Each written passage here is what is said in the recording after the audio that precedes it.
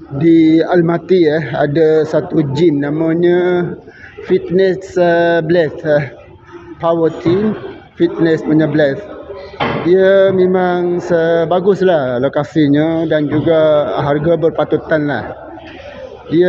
Saya ambil package satu minggu, lebih kurang dalam RM120.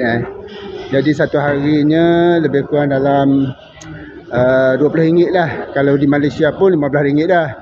Jadi apabila saya dah di luar negara banyak hari ni rasa nak demam, jadi saya terpaksa cari ubat lah. Ubat sayanya ialah gym lah. Berjalan kaki dah lebih kurang 10 km tak cukup, kena gym lagi.